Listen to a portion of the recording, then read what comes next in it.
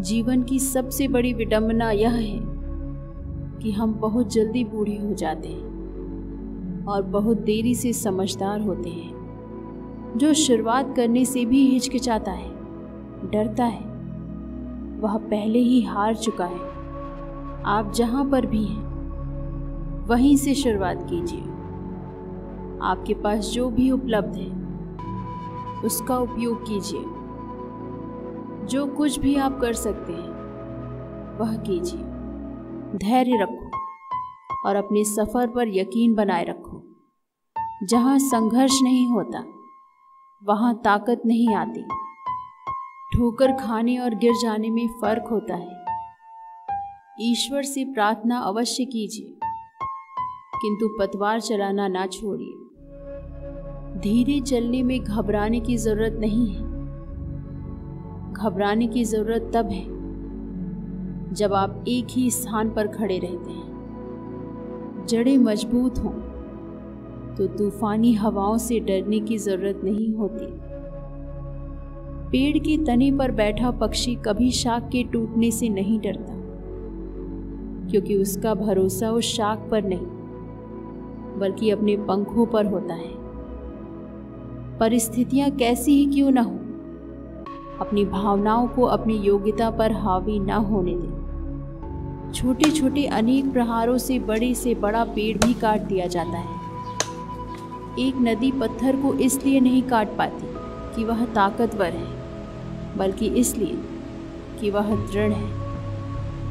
लगातार बूंद बूंद टपकता पानी भी कठोर से कठोर पत्थर को घिस डालता है। उसी तरह निरंतर प्रयास द्वारा कठिन से कठिन लक्ष्य को प्राप्त किया जा सकता है। मैं कोई रास्ता अवश्य ढूंढ लूंगी, और अगर नहीं है तो परिस्थितियों को कोसने की बजाय मैं नया रास्ता बना लूंगी। दुनिया में कुछ भी स्थायी नहीं है, यहाँ तक कि मुसीबतें और परेशानियां भी। अतः अच्छा यही है कि असफलताओं से भयभीत हुए बिना लक्ष्य प्राप्ति का प्रयास करते रहें। जिंदगी में अकेले चलना सीखें, क्योंकि यह जरूरी नहीं है कि जिन्होंने आपके साथ शुरुआत की थी वे परिणाम आने तक आपके साथ ही रहें। ऐसे रास्ते पर तेज दौड़ने से कोई लाभ नहीं जो आपकी मंजिल की तरफ नहीं जाता। वह व्यक्ति जो दो रास्तों पर एक साथ चलना चाहता है उसे कभी अपनी मंजिल नहीं मिलती। शैतानों ने मेरे कानों में फुसफुसाया कि तुम तूफान का सामना नहीं कर पाओगे। मैंने शैतान को जवाब दिया, मैं ही तूफान हूं। जब तक नदी को पार न कर लो तब तक मगरमच्छ को अपमानित ना करो। जो व्यक्ति अपनी महत्वाकांक्षाओं की पूर्ति के लिए अपने ज़मीर का सौदा करता है वह एक खूबसूरत चित्र को जलाकर राख प्राप्त करना चाहता है। आपके विचार आग के लपटों की तरह हैं।